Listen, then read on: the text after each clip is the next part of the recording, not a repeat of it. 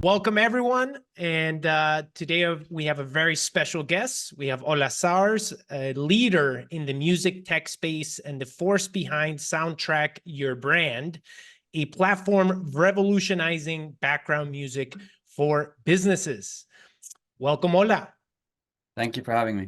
Yes, we're excited to have you. I'm Alejandro Garcia-Amaya, founder of the Techstars Alumni and AnswerByte, a venture-backed technology company. My co-host is my brother, Ricardo, fellow seasoned venture-backed tech founder who leads a number of powerful communities, including the YC Alumni. Want to add anything else to that, Richie? No, just 20 years New York City, then 10 years here in Silicon Valley. Founded the YC Alumni Group about 2,500, and love to be here. Awesome. And has a beautiful horse named Chaco. And how's Chaco doing, by the way? Good. Draining all my savings. Nice. But other than that, it's good. Ruining my marriage. Draining your savings and ruining your marriage? Did you just say that last one? Yeah. Okay. A horse in Silicon Valley sounds pretty cheap. That's right. Yeah. They're called interesting decisions, Ola. He felt like a cowboy one day, and he needed to go for it. Ola, during COVID. Just as a reminder for you, Ola, our community is made up of the top 1% venture-backed tech founders in the world, from Y Combinator and Techstars. Those are able to join us. Happy to have you here with us. Please make sure to keep your cameras on, your mute on, and update your profile so we can see your name and company. We'll dedicate 10 minutes at the end of the chat to Q&A, where we can introduce yourself and ask your question. As we cover subjects that you have a question on, please DM my brother Richie so we can cover those as we go along. I'm going to give a little bit of background on Ola before we start, and then we'll get going. So Ola is a seasoned tech founder based in Stockholm with a track record of shaking up the music industry. Before Soundtrack, he co-founded Spotify Businesses together with Spotify, a standalone effort to expand Spotify's reach into B2B streaming. In 2018, he pivoted Spotify Business into Soundtrack as a fully independent brand and business. Previous to co-founding Spotify Business, he was a co-founder and COO of Beats Music, acquired by Apple and transformed into Apple Music, as well as the co-founder of Let's Mix, the world's first DJ-driven music platform. His efforts haven't been unnoticed, earning him a spot as a Billboard 2021 International Power Player. His current venture, Soundtrack Your Brand, is expanding the boundaries of B2B music streaming, aiming to capture a significant market opportunity. We're going to cover a couple of topics, from building communities, scaling teams, customers, lessons from selling your company, leading separate divisions from iconic companies. All right. Ola, we're going to divvy up our time on your current venture and Soundtrack Your Brand. But I want to cover lessons learned from your former days, founding Let's Mix and Beats Music and Spotify Business. Your journey is packed with a ton of innovation within the music tech landscape, both in the consumer and business realms. So in 2006, you founded Pacemaker as the world's first DJ platform targeting the consumer market, aiming to bring music mixing and music curation to a broader consumer market. Your vision was to democratize DJing. The platform included hardware, software, and online community.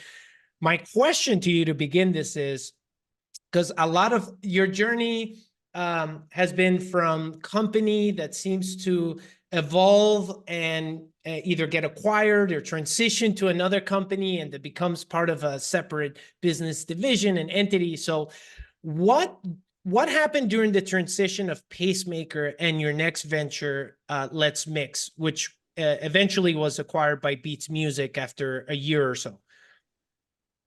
Sure. I'll try to keep it short. I mean, these constant iterations in the music industry are all based on kind of the same thesis that I started with, that the music industry, as we all know, it obviously has gone through the last 15, 20 years, tectonic shift in terms of digitization of production, digitization of distribution and consumption, right? So complete shift of the whole industry and value chain.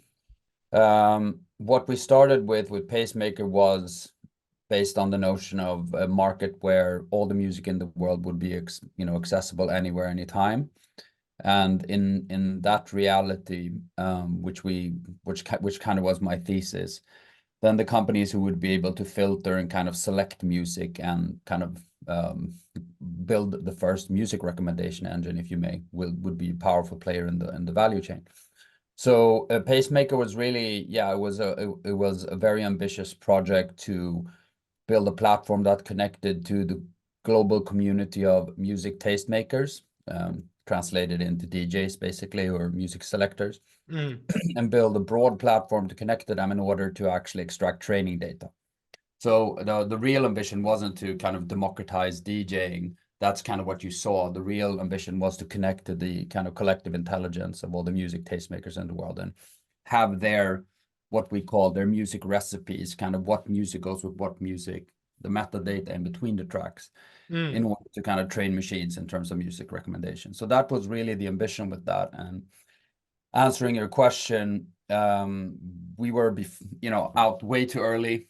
I just saw here on the chat that there's some people here that were involved during those early years as well, from Last FM as an example. That's fun to see people who've kind of been there as long as I've been there. And basically, App Store wasn't there. We were forced to build hardware. We were forced to build everything ourselves, software, embedded software, clients and everything. So the project became very ambitious, very capital intense, and we weren't able to kind of fund the reiterations of the hardware platform over time.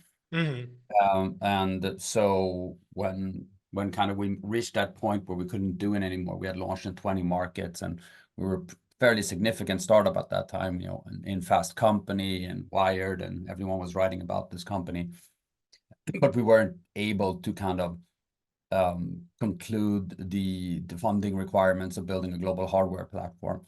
I acquired the software platform out of Tony and Pacemaker, and then relaunched it as just a software company and kind of online distribution platform, which the first kind of DJ-driven music platform called Let's Mix. What was the hardware piece of that? What was the hardware piece on that? It was called Pacemaker.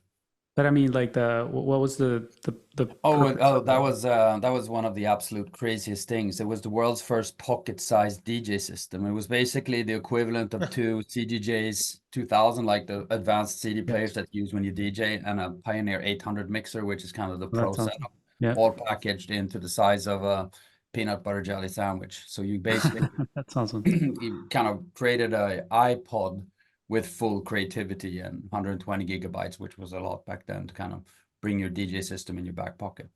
Wow. And to give relevant, like for those, this 2006, 2007. So this was before or during, I guess, when the iPhone was eventually introduced, 2009, 2008. Yeah, it was before App Store, everything. It's crazy when you think about it. That's insane. What about Pandora? When was Pandora? They were one of the first really kind of, I would say Last FM and Pandora were really kind of the pioneers in the space of kind of building digital radio solutions, I would call it, or advanced radio solutions. And Pandora they were first out, to be honest, in the US market with kind of interesting curation solutions. They had a manual music tagging project called the Genome Project, where they basically kind of tag tracks. And if we're going to talk about this, it's going to take hours. but in short, I mean, I think the moral of the story is that I'm basically doing the same thing since I've been doing for more than 15 years, trying to kind of solve for this opportunity of delivering the right music to the right place in the right time. I've moved that kind of from the consumer markets, and now I'm doing that in kind of the B2B markets, helping brands kind of soundtrack their brand and kind of deliver music. Would you ever go back to doing anything related to hardware? Because I know that seemed to be a big piece in your journey in terms of a Yeah, major I mean, challenge.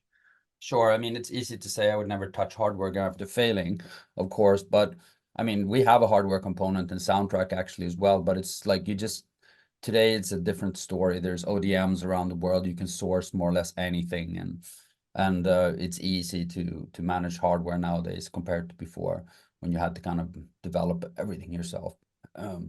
So yeah, no, I'm already doing it, but it's just a small component in our ecosystem that carries software, basically.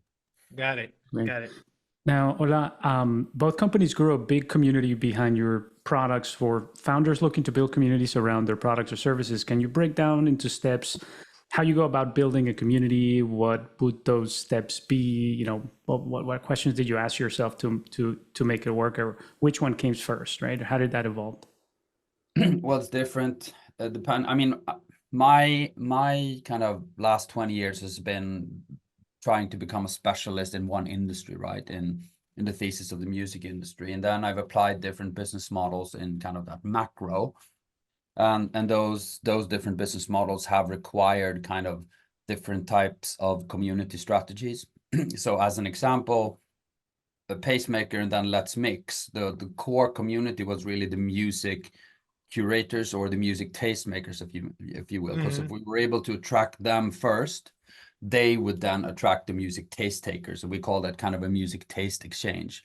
So bringing the DJs onto the platform and enabling them to upload and share their creative produce, meaning the DJ mixes, would then kind of drive the bigger kind of consumer markets in there, the taste taker market. So a lot of focus was on first building a community that creates the initial value in the platform, and that was the fact both for Pacemaker and then Let's Mix, and then also when we moved into Beats, which was obviously a broader consumer DSP ambition to compete with my fellow Swedes at Spotify. We still shared the same vision of building kind of the value in the platform was the editorial value, meaning adding kind of curators and interesting editorial content to a music service rather than Spotify that was trying to build, you know, like the first robot really. Oh, that's interesting. So Jimmy's brief to me was that kind of to build the New York Times for music, if you may. And I want to jump into that. This is a perfect transition. So Let's Mix was, you went from Pacemaker to evolve to Let's Mix, just the software alone, and then that was acquired by Beats Music. I mean, by was it Beats Electronics? Yeah, Beats Electronic. Okay, and so two things. You already mentioned one of them, which I was going to ask you about, like what did both sides get out of it, but you just shared that vision. And speaking with, because obviously Beats was Dr. Dre and Levine. Jimmy Iovine. Yeah, Iovine, right. So were you in constant talks with them when this acquisition was going through? What happened? Like, did they reach out to you, or how did that take shape? Yeah, the funny part was that they tried to acquire Pacemaker when we won like 9 innovation prizes at the CES or something with the hardware, because it was an innovative hardware platform.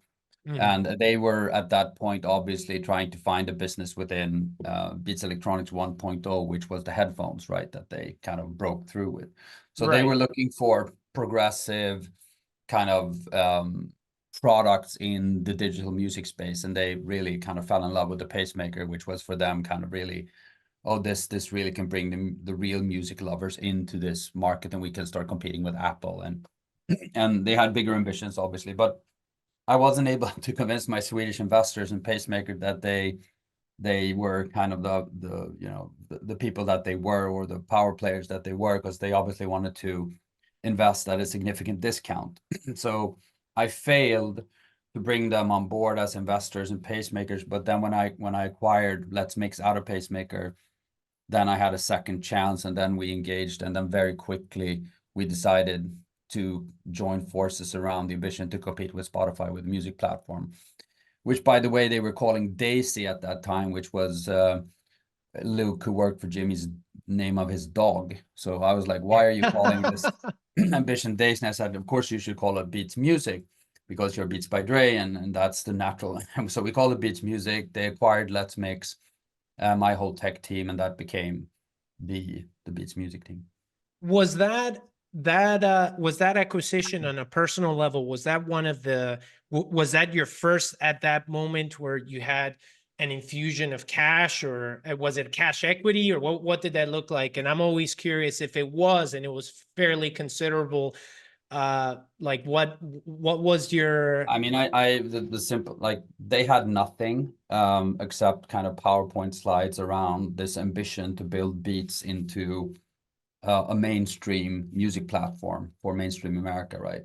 They were basically producing headphones with a third-party provider, an ODM at that point, and that was the Monster Cable guys. And then they've just had this vision around kind of building an ecosystem around music, around the Beats brand. And I kind of drew that picture and said, like, in the middle of that ecosystem, obviously you need a music service. That's kind of where everything starts. And so that was then named Beats Music, and my team, we transferred into Beats Electronics and kind of became one of the companies in the group that was called Beats Music. And I just traded my shares in Let's Mix into shares in Beats. Ah, got it. Wow. Even better. It ended up even better for you. Because I hear... at the end of the story, actually, I checked out 6 months before the Apple acquisition. So Oh no, no way. but Wow. they did good on me. I mean, I was basically flying, cut a long story short, I was flying in between Sweden and the US, and I was on a plane like 250 days a year, and I was completely exhausted after. Burned out.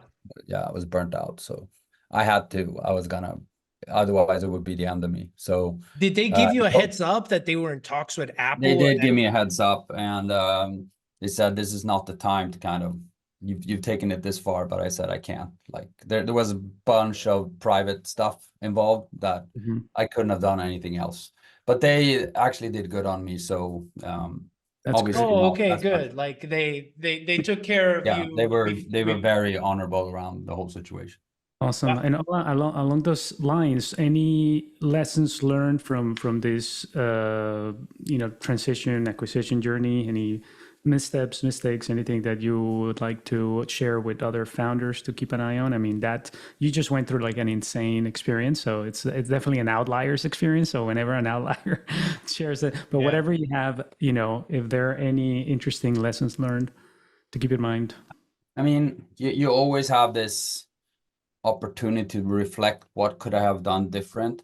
But when you're provided with these unbelievable opportunities, right, and you just got to go for it, you got to take your chances, and you got to bet on it. So I don't think I would have done a lot of things differently, honestly. And a little bit of luck, I came out of it with a good position. It could have been nothing. So I'm kind of thankful for that. And but I would almost say, like, if I hadn't taken the risk and kind of, gone with the proposal of merging with Beats, which I was like, okay, this might, end with nothing, then this big thing would never have happened. I wouldn't have the experience. So I think my reflection is, like, I wanted to make a dent in the music market. I wanted to become, a significant contributor to kind of transition into the digital economy for the music industry, and this transaction enabled me to play, in that league. So I was still there when we kind of transferred into Apple, everything, but I was out on the equity side. I was just helping out as an advisor. And obviously my whole team, I saw to it that my team was integrated nicely and everything. So Frederick, my CTO, is still there running kind of the media platform for Apple. That till this day, I believe that's the biggest acquisition that Apple has done. I think it was 3.2 billion for Beats Music. I mean, everything around its umbrella. So incredible. Before Soundtrack, your brand, your current venture, you co-founded Spotify Business together at Spotify in 2018. You pivoted Spotify Business into Soundtrack as a fully independent brand and business. I went the Uh, other way that time. Yeah. Yeah, I was just gonna say, what led you? What's the story behind the Spotify business, and then what motivated the shift to make it an independent, to move to Soundtrack your brand? Well, I had, when working in the consumer markets, I had realized, I've asked, when you get a question a couple of hundred times, we were working with collabs with brands like Starbucks and, McDonald's or whatnot with when we were talking about distribution of beats. You realized everyone's asking you, how do we relate to music streaming? How do we relate to music and audio as kind of an extension of our customer experience? And then when you hear a question so many times, then it kind of sticks on you. And I realized that, wait, outside of the headphones, there's actually a different market. There's this huge marketplace for music in the public domain, which basically was, the ugly duckling of the music industry, the most unsexy vertical you can ever think of, background music. And then I realized Is this like, when you say background music, is this like in the dentist's when you office? walk into your local bar, or when you walk into a cool restaurant, or if you walk into your retailer, there's in 95% of US businesses, there's music playing, but you never really think about it. Right. But sometimes you think about it, like when you're in an amazing, restaurant or a bar or a gym, or when the music is great, it's like, okay, that's a very interesting experience. And I started kind of looking at it, and I realized that nobody had done, the equivalent that we had done in the consumer markets, the digitization of that whole kind of market. And they were still kind of H&M. I spoke to H&M, and they were like distributing 6,000 CDs every 5 weeks, and it was crazy. And I realized that, wait, there might be this incremental opportunity for the music industry, this very natural expansion from B2C to B2B of the digital value chain. I started looking at it, understanding that the customers, as an example, Lululemon, Joe and the Juice that we have now on our platform, like they needed kind of an enterprise software solution where they kind of more deploy a sophisticated, kind of call it a music CMS, if you may, where you're controlling the soundtrack of that brand worldwide in real time. And maybe Joe and the Juice on 52nd Street sounds different than Joe and the Juice in Stockholm, because you have different time zones, you have different customer groups. You want to deliver different types of experiences. And I realized there was this very sophisticated solution to cater to for a brand's needs for music and audio. So I thought there would be this very natural expansion of audio for business. And I love that. And what ended up being there? So let's move to Soundtrack your brand. You did the pivot. Yeah, sorry, I didn't answer your question. So I moved back home to like kind of to Stockholm. I went to Daniel and Martin, who are the founders of Spotify, are good friends since back in the days, because it's a small city. And I said, look, I think there's a B2B expansion. So I invested my money. Spotify AB, the Swedish entity of Spotify, invested, and we started Soundtrack because I needed a music backend. And that's a $20-30 million build, and that's not what you want to start with. You want to start with building kind of the enterprise software layer. So I did that. I used the Spotify backend. The product had to be called Spotify Business initially, and then Spotify Enterprise, because they were sourcing the files from their backend. And then I kind of did a year in the Nordics, understanding if this is a market. Very quickly, we became the leaders in the Nordic markets. And I realized it's a $40 billion opportunity on a global basis. So this obviously deserves my full attention in a separate entity. So I told Daniel and Mark, it's time for me to move away from home and, build a new brand. And they're like, okay, we're going to be busy, competing with Apple and Google on kind of consumer audio and kind of get 2 billion consumers, which they're halfway to now. So you go do your thing. And so I pivoted away and built out my own backend, did 3 years of licensing, which is what's required. I mean, I have 13,200 deals with labels and publishers as the only supplier in the world who can kind of source the commercial music library into commercial domain. And 2018, we launched Soundtrack as an independent kind of baby brother to Spotify. In terms of resources with Spotify and the muscle at Spotify, how did that compare with previous experiences with, in terms of just rolling out? It's like, let's go and do this. Yeah, well, given that I've done it before, obviously, Soundtrack today is live in 75 markets. We have a catalog enabled of 130 million tracks. It's pretty close to both Apple and Spotify, but we're only 90 people. So that tells you kind of the story of having done it before and learning how to do things in kind of a third iteration, how much more effective it can be. And I by love the way, that. Where in that shining light on in that realm of this is not your first go at it, and it's your third time doing it. What were things that you spent more time on this when you that year that you spent in the Nordics testing this out? Were there things that, because you knew what you were doing, that you spend more time on this and less time on that? What were those things? I think the easiest way of answering that, I think you learn how to sequence much better. You learn how to do things in the right order and do one thing really well first before trying to do 100 things. So it was, because otherwise it would be just like this long story about how we figured out what an MVP was and how much resources we need to get to that MVP, and then the sequencing and the capitalization of that path to MVP, and then from there. It really was all about, and then obviously deciding what to build yourself and what to source in the different life cycles of the company. I mean, there was so much more opportunity to source and kind of buy software. I mean, off-the-shelf software solutions for stuff than building it yourself. I mean, in the beginning, back in the days, you had to build everything, right? Because there was nothing. Now you basically just have to find what's core, what's really the core in your proposition that will build value for your company, given your initial ICP and your initial definition of an MVP, and then kind of build that only yourself and then kind of source and sequence. So I know it's a theoretical response, but No, I love it. That's really what I've learned. And basically for music services, what you want to build is that the specific customer experience and kind of the solution to save time, money, and anxiety for the actual business buyer in this case. And you gave an example with one of the stores that you said with your solution, you're able to have way more customization, and I'm guessing access to analytics of like what is played at what time and what destination. I'm curious to know when you were testing in that year in the Nordics to see if this was something, what was the major problem?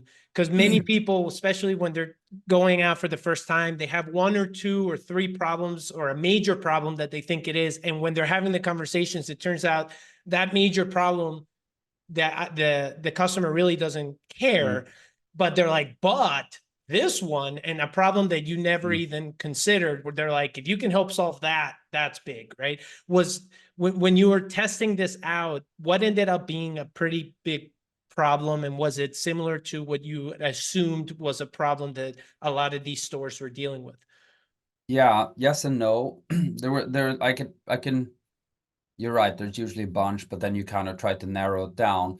There's two things I would say. One was the fact that the reality was there wasn't a music streaming solution for business, enabled for business use from a legal perspective. Basically, no one had built a product licensed for commercial use. So 2/3 of the market, remember, It's amazing. No, I'm saying like that's it's just the wild. beginning. I mean, it was just the beginning of the consumer markets. Like streaming is still only 20% penetrated in the global consumer markets. And back then it was nothing, right? So Wow. remember, no one had built this thing yet because it's not trivial. I mean, it's a $100 million build just to get the platform like where I'm at now. Wow. And you need to know what you're doing. So and then the fact was then that obviously that 4 out of 5 small businesses were using consumer services illicitly. They were basically opening cinemas on their Netflix accounts. It's the equivalent. It's a direct violation of EU copyright law. It's a direct violation of US copyright law. It comes with massive statutory damage if you kind of $1,500 per track that you play historically if you get sued, if you use Spotify in your business. So Wow. nobody knew about that. So there was a compliance legal kind of problem to solve. which wasn't really a perceived problem by the users because there was no awareness of the fact that streaming services weren't licensed for commercial use at that point. So my bet was over time, the IP owners, meaning the labels and the publishers, will drive compliance in this market and will open up kind of a huge compliance driver in the industry. So we will solve for the problem that they do not know exists when that happens. And that's happening now. So that's obviously not what we were fulfilling back then. The kind of product, the real kind of problem we were solving that was there and was being experienced was control, brand control. Like business owners were terrified to kind of, if you're running 5 restaurants, you put your family's money into that and you live and you die your kind of restaurant brand. You leave the restaurant for the other restaurant and staff starts playing Rammstein. And like you paid millions to build this brand experience and it gets screwed up in a second by someone playing terrible music and people leaving the store. So brand control was the core kind of product problem and benefit we were providing. And then brand control in a kind of enterprise environment, meaning you can control 30 restaurants and you can sit at home and decide exactly what's being played where and when in the world for what purpose, on brand, on business purpose. So that was the one that we kind of solved first. I love that. I love the breakdown of long-term vision. You know that what you're going to solve for is we're going to lower your risk in terms of compliance, but short-term, what you could catch that customer for was improving, making sure that their brand stayed consistent, that experience that they were providing their audience. That's really cool. Because for everyone in here, everyone knows that usually either you're making money for someone, you're saving time, or you're lowering risk. And in your case, it's a great example of your big bet. You know where the bigger pie to this is, which is the risk, but to get your foot in the door, you're going to go the consistent brand route. Yeah, and I learned that the Americans call it the carrot and the stick. And it really is kind of, I wanted to build a carrot initially, like solve for this, you know, kind of interesting, fun challenge of soundtracking your business. But I knew that there was a stick coming because if you own IP, you're going to see to it that people pay properly when people use your IP. And, you know, record labels and publishers are quite good at that from an historical perspective. They're not going to leave money on the table. So I chose not to kind of wave the stick at all. I chose to focus on kind of solving her problem as an entrepreneur and kind of building, you know, save time, anxiety, and money, and kind of distributing, you know, her beautiful brand that she has built, whatever type of business it is. And that's a more kind of compelling approach to business. But yes, there is a compliance storm coming. I love that. And I'm positioning myself to kind of capture that. I'm always surprised at how many restaurants I go, and like you said, Ola, you know, it's just like a retreat hotel, high end in like Santa Cruz, and I go into a restaurant, they're playing like trap, you know, and you're like, what, you know, how does this work? Yeah, I know in my gym when it's business owner.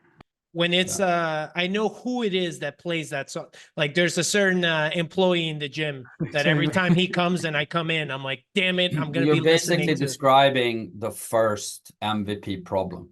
Wow. Every entrepreneurs. I mean, we're not solving cancer or anything, but it's like it's a real problem for these people because like how much money have they invested in that customer experience? And then 100%.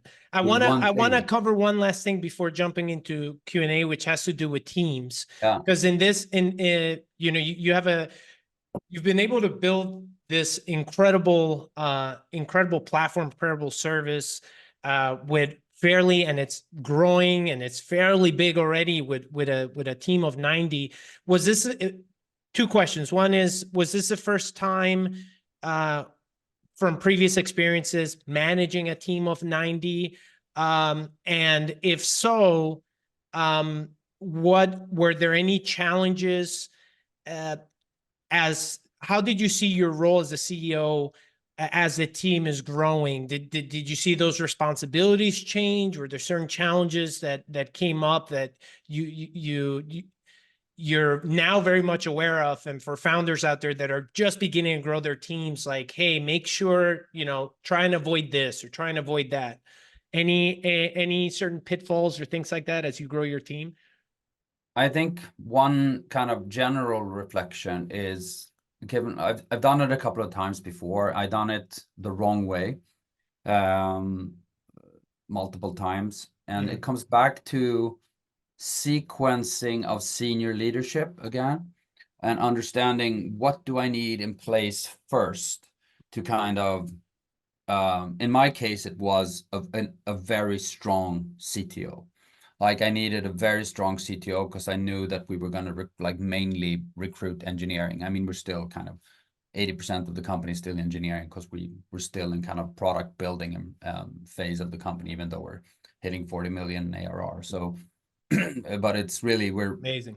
I'm trained to build product, and so I needed a CTO, and that's what I was looking for first. And once you have your kind of your first real lieutenant, then and he or she is aligned and understands what we're going to build, then you can pretty much manage through mandate and responsibility.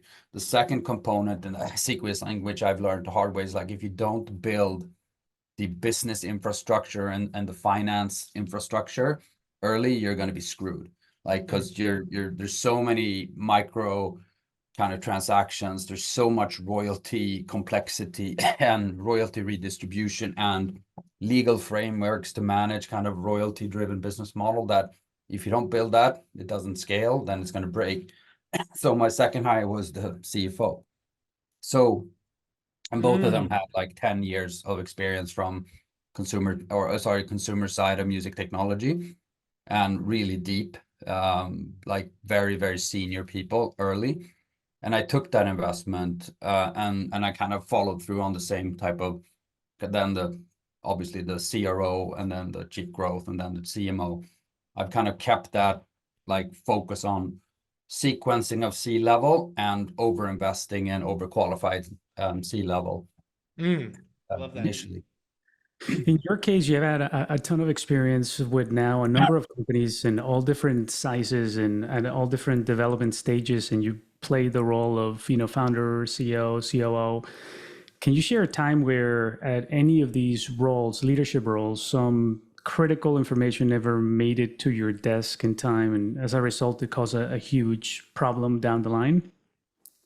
Sorry, what's the question? If ever an example of? Yeah, and a time where maybe some critical information never made it to your desk, a CEO, a COO, in time, and it because of that created a lot of problems down the line. I always say this idea. My favorite example of this is a little bit dramatic, but it's the Elon Musk with the bulletproof glass on the Cybertruck, that probably somebody decided not to let him know, maybe out of fear or whatever it is. That it was going to crack. It wasn't them already. And I'm sure he wished he gotten that information in time. That's an extreme example, but it could be any number of, in partnerships and sales, in loss of customers or whatever it is. No, I don't have like a specific example, but for me, who work in an IP heavy industry, like, if you go into the market and you distribute the content of Warner Music without their approval, you're up for a multi-billion-dollar or $100 millions of dollars in lawsuit. So I'm obviously constantly focused on the licensing part of our business. Are we there 100%? Can we go live in Australia with the Warner catalog or the Sony catalog or the Universal catalog?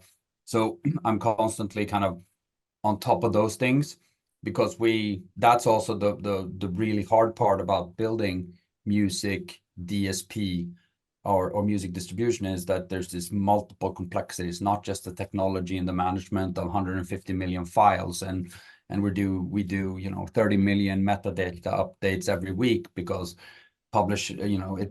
ownership of the content changes in real time. Like, one day Warner owns the IP on the publishing side, and the next day Sony owns it, or some indie in different markets. So for me, it's that also creates the moat in kind of building technology. And that's why you only, you see Spotify in the consumer space, and you see who else? Apple, Google, that's Right. basically so, because it's so complex. So that's really what I manage that business risk in order to, and I manage it 365 days a year. For all that are with us, joining us in the beginning of our call, Richie and I were gonna play some music to introduce Ola, and he immediately shut that down. He says it's got to be licensed. Yeah, we realized, he just Ola just saved us a multi-million-dollar lawsuit. So I appreciate that. All right, so I wanna open it up for Q&A for anyone that has a question. Feel free to raise your hand, and then introduce yourself at the question. Yeah, introduce yourself. And if while people are thinking of a question, let me see. Anyone? Because I have plenty here, but I want to make sure I leave it open for anyone. You have Ola, the expert in this particular industry, but anything related to your industry is perfectly fine as well. There are many synergies between industries and moats, and how do you get your foot in the door, or whatever it is, team, sales, anything. Yeah. Oh, there you go, Carolina. Hey, Carolina, how are you? Hi, guys. How are you doing? Good. I am Carolina. I run a fund of funds investing in venture funds. So a lot of what I think about with our founders is how are they managing their time, right? Because there are, again, so many things that are coming your way, managing board decks, staff. So I'd love to hear more about how you think about, your framework for time management. Yeah, that's hi, Carolina. That's obviously an excellent question, and obviously it comes with experience a little bit more. You become better, hopefully, over the years. But for me, it really comes down to our overall business planning in the management team. And when we put together, we really think about business planning from a holistic perspective, like what are we going to do in a 3-year time frame? What are we going to do first? And if the business plan doesn't answer to me and my management team what their focus should be this week, the business plan isn't detailed enough. Of course it will change and prerequisite, but it really comes down to every month we do our MBRs, which we're going to do after this meeting, which we go through the performance of the month in really detail. Every quarter, we do a full day quarterly closing with the management team and the VPs and go through what happened, what did we do, what we planned or not. And then obviously every year we do like a full 3-day offsite to go through how are we performing according to the 3-year budget.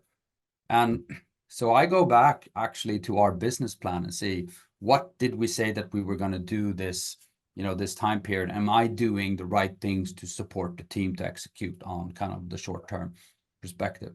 That's how then, yes, there's curveballs and there's stuff you didn't expect, staff issues or macro or stuff like that. But really the sequencing and the focus of the CEO and the whole organization should be stipulated by the business plan, which you have committed to your investors and to your board. Awesome. Thank you. Thank you, Carolina, for that question. And we have Carolyn as well. Yes, Caroline. Yeah. Hi. Yes. So I run a company called Overplay, which is like almost like TikTok for gaming. So it's a no-code solution for making videos into games. We're kind of new. We were just on Shark Tank on Friday. Cool. Yeah. So it's been a whirlwind. So this is very relevant to my life at the moment. So of course, people want to put music to games, sound effects, all that other stuff. I have an initial question though about if you get a big partner in, like your first big partner, and about your experience in doing that, and were you open to offering exclusivity at all to your platform, or how did that work? And was it a temporal exclusivity? Did you what kind of boundaries did you wrap around that? And just kind of like that first initial, if you were to score Comcast or something like that, Yeah. Yeah. That's a really, really good question. I mean, for me as a music distributor, which I've basically done most of my kind of career in the music industry, exclusivity doesn't exist, because without all the content, you're basically not a feasible solution for the end user, right? So you can't just build a music service with Warner content. That's not going to fly. So for that, I think there's no openness to any type of exclusivity. But looking into kind of partners, let's say we're going to strike a deal with Starbucks, which is a typical client for us, and then Starbucks would say, okay, we'll bring you in as a global supplier, but you can't do any other, fast food chains. That's a really challenging one, right? And I think it's a little bit about where you are in your maturity cycle, and sometimes you got to roll the dice and take a bet on that, because it comes down to the business plan. Like, will you fulfill your business plan with Starbucks standalone in that cohort, or will you not? So it's really challenging. Depends on your position of strength. There is no binary answer, yes or no, I would say, on that one. It's really kind of the facing where you're in, what can they contribute with. But you got to really think it through, because a lot of people ask for exclusivity, right? But what are you going to get? What's really in it for you? I think that's the only advice I can give. Like, really, what's the discounted value of that exclusivity, and what can they guarantee? Can they put a number on it? If they can't put a number on it, and you're not in trouble, like you're going to die tomorrow, which you probably are, because you're always in that situation. But if you're not there, then obviously always having the optionality to say no. But sometimes you got to roll and go with it. And what's in it for you is always, and what can they guarantee in terms of actual real revenue value? Great. Thank you. Thank you for that question. I guess Russell? Yeah, Russell had a question. there's one last one, and to be respectful of your time, and yeah, go ahead, Russell. Thanks. So, Ola, thank you so much for this, this opportunity. I run a company called Dakai. We built an operating system for promotional and uniform gifting industry. So think of, Taylor Swift, they have their concert, even though they're not, they're artists, a lot of cases they buy a lot of clothes for their tours and, all everywhere. So pretty much our company cuts all the middlemen in between and give those promotional distributors directly factories around the world that is vetted, verified, and compliant. And we just launched a technology that can transform any website into Vistaprint, and our verified factories around the world deliver them within weeks. So that's a little about my company. The question I wanted to ask is, what is your kind of sales playbook look like? I mean, I think music is very interesting, or I think unique, perspective. I feel like, so what is kind of your sales playbook look like right now? Are you doing an enterprise sales, and what does that look like? I would love to kind of get some insight. That would be really helpful. Thank you. Thank you. Yeah, it goes back to my favorite word on this call for some reason, sequencing, right? So once again, one thing I've learned is do one thing and do it really well. And that also goes for go-to-market. So we did a bunch of mistakes initially. And then that was actually one thing I learned from the Spotify business exercise. We went after enterprise and small business at the same time, every vertical, and just kind of, very unstructured way, tried it out. What we landed in was kind of what's truly the best thesis around unit economics initially. And where we landed was the thesis is that music, even for small businesses, is self-service enabled, meaning that if you're running 3 restaurants, you can buy it online and you can deploy it by yourself without any humans having to be involved if you build the right product. So then we kind of drilled in even more, like, okay, so we ended up in cutting into this really, really small piece of the pie first, or an ICP, if you may, which is actually, it's not that small in absolute numbers, but it's US small business, 2 to 20 locations, meaning 2 to 20 restaurants, 2 to 20 gyms or whatnot. So very much small business in the sense of US, in retail and hospitality. And that's where we put 100% of our product focus and our marketing spend, because if we solve for one kind of, and that's just within that kind of definition, you have roughly 5 million addressable locations. So it's huge anyway, you know. So really finding that ICP, and then when you find the ICP, which is kind of your core segment, the go-to-market play and the sales playbook is all about that. What are they looking for? How do they search? How do you build a self-service enabled onboarding? What problems do you need to solve, and what kind of in what phase in their decision making and so forth. So the playbook is a result of really choosing a very specific target segment. By doing so, I've said no to 74 markets, and I've said no to enterprise market in the US, and I've said no to all other segments. So remember, even if it's a broad market, I've said no to everything else. Right. So that's really, really the tough challenge. And once you have that definition, it's easier to kind of talk about playbook. All right. Well, I want to thank you all for joining us here. And Ola, thank you so much for sharing your time, your journey with us. Anything that I didn't cover that you want to make sure you share about Soundtrack or what you're up to right now, maybe even talent, or any shout out you want to give? Not really. I was just in London doing, like, we're not raising money. Right now we have money and we're actually profitable, so we're in a good position. But I do want to say that I do feel that the market is turning a little bit to the better. I'm starting to feel kind of the funding markets coming back a little bit. I want to give everyone some encouragement and some, you know, it feels like they can't sit around on their money forever. And it's like they got to do. I like that. Somebody's going. And I got to jump into my MBR meeting in 4 minutes. Yeah. Okay, Back to awesome. operations. Thank you very much, everyone. Yeah, thanks everyone. everyone. Thank you, Ola. Great.